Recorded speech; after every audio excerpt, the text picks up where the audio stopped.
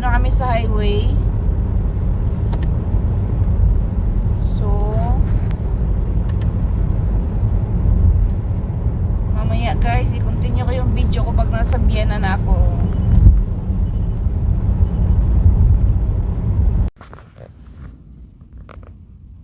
Stop muna kami guys. Pahinga yung driver natin.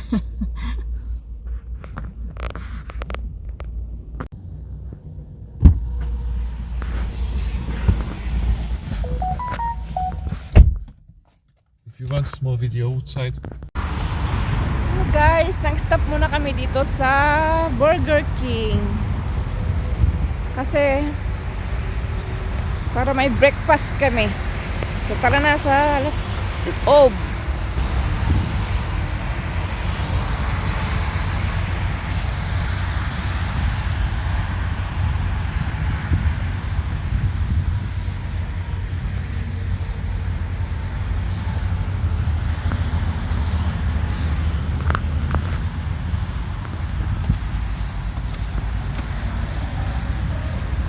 Pasok tayo. Ano here inside?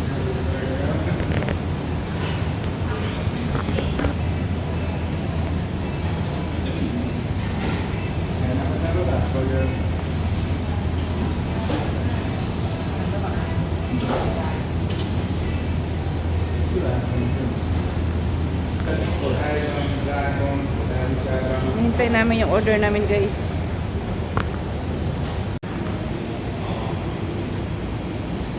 May mga laruan sila dito.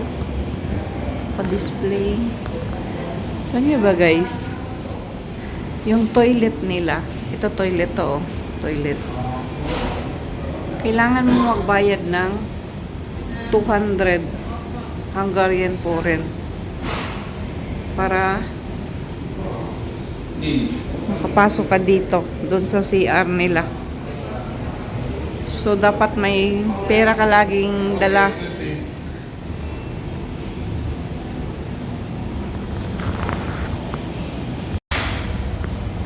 So pag mag-travel kayo guys, dapat may dala kayo laging bariya.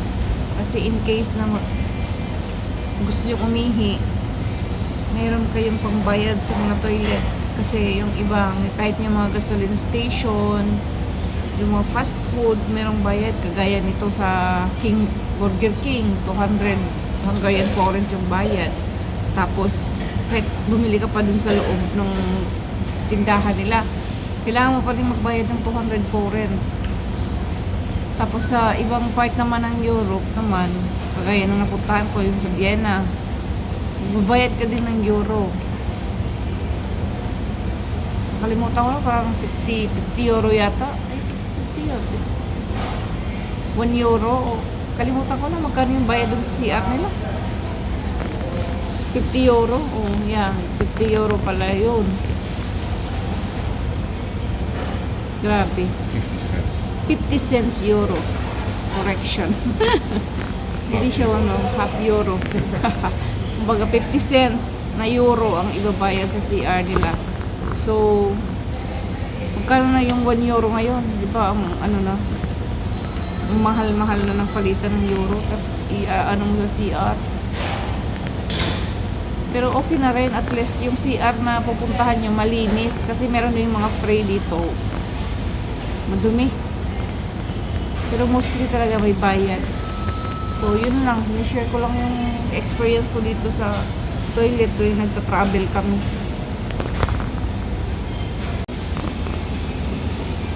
Ito na po yung order namin guys na pang breakfast.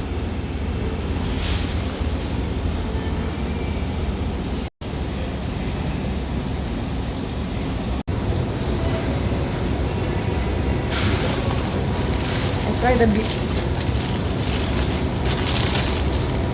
This is mine. I don't know. Oh, I think it's a 9. Oh. See, pink section, I think the pink section is 5.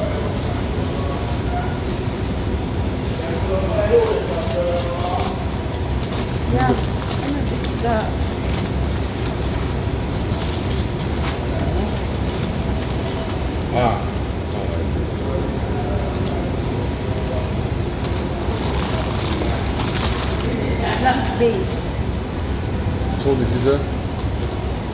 is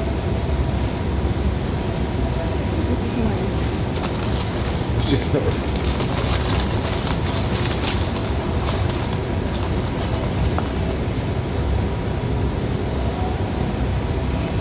Tunggal sa akin. Ito tunggal. What? I think this one is mine.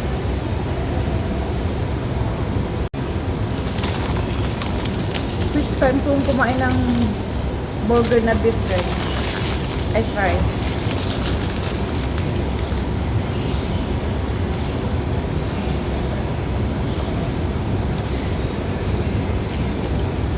Not bad.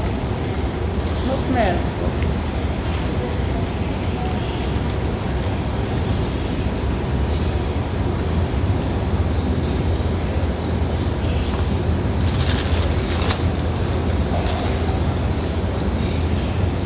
We married.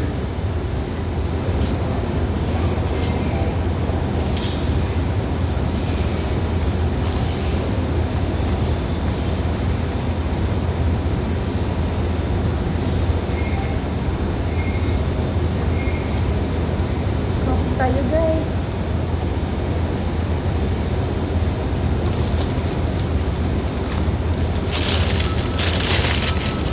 Go inside.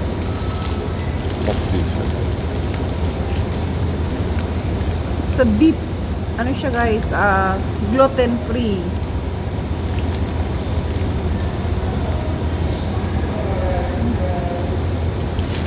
Sarap.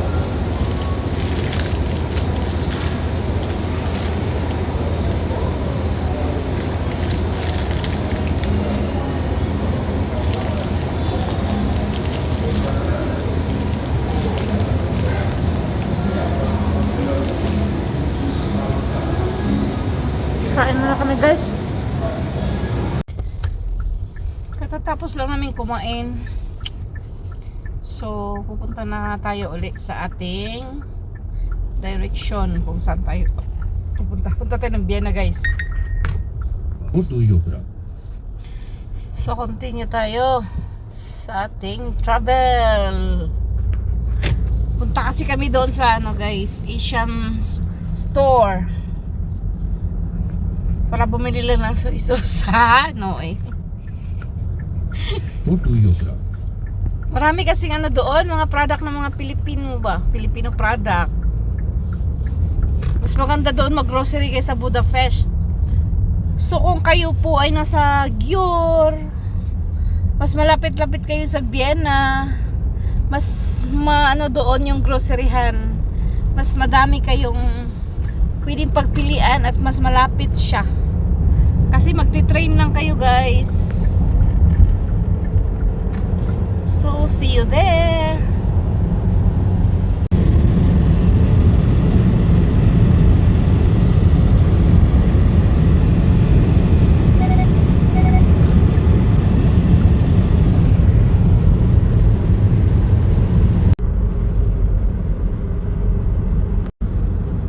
Pasok na tayo sa border ng Austria guys. So ito na po siya. 200 méter múlva, fordulj balra, utána fordulj balra.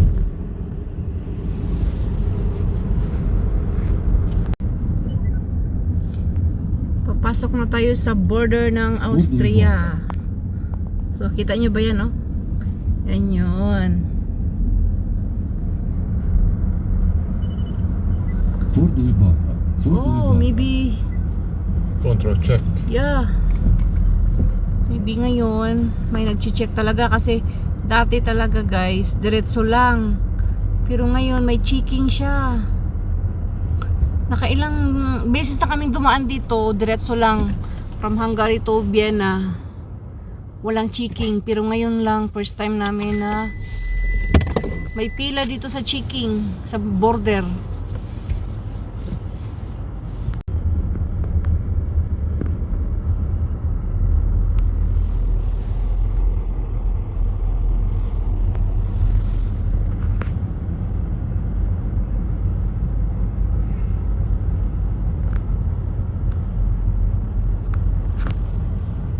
Yan po, yun guys. Yan, dyan nag-check.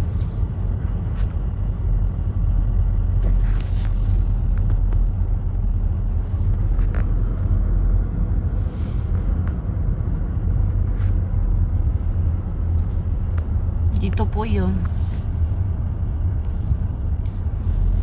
So, diretso lang kami guys. Yung iba chine-check. Siguro yung car nila ba na hindi kasama sa ano? Sa Hungary. So, continue tayo.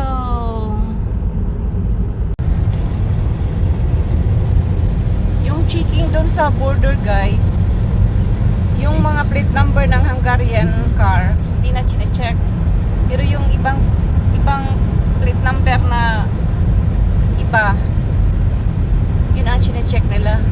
So, ang Hungarian kasi may letter H na ano sa plate number. So, hindi na chine-check. Kaya kami, diretso lang. Medyo ma-traffic nga lang.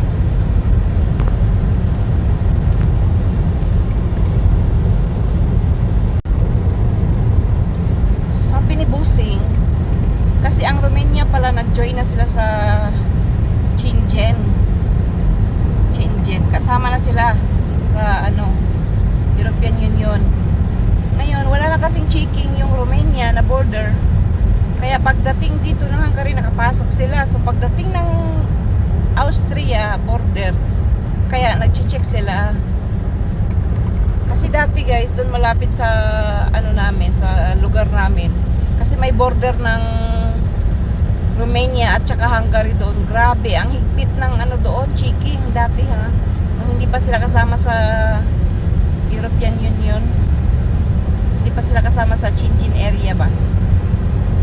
Pero ngayon, kasama na sila sa ano, isa na sila sa kasama doon sa Schengen country. Sila yung nadagdag.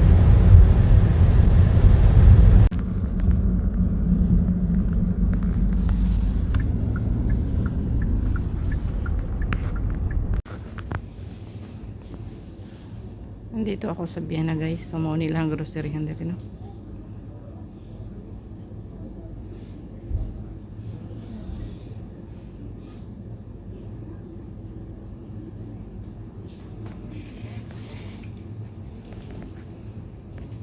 Ang atong paborito.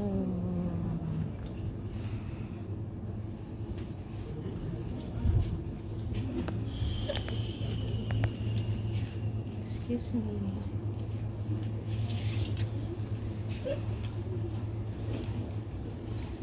Ang daming kaong. Pila na siya.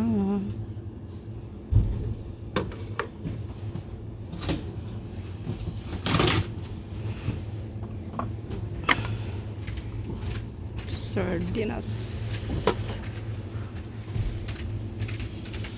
So, may mga sardinas.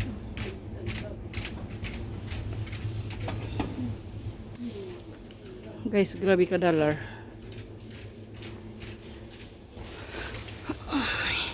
Oh, kita mo na guys. Ang price.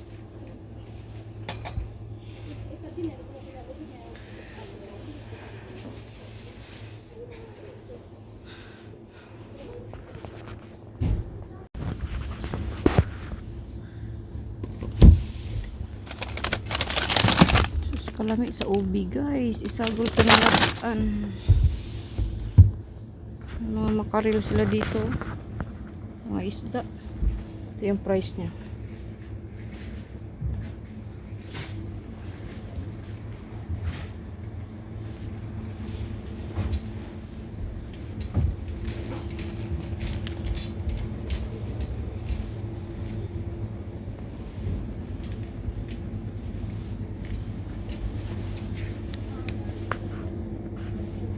Ito ang masarap guys, pusit.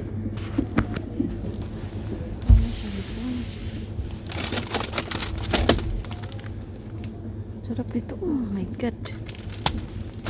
Mga squid. Pero ang price, tanawa. 22 euro. 9 euro.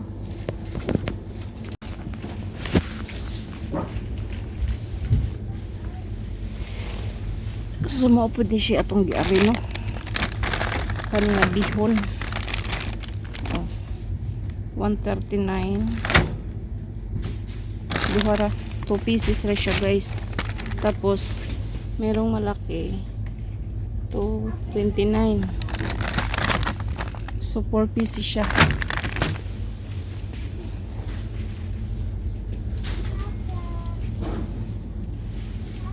Ito mga pansit canton dito. Tapos mga dingdong.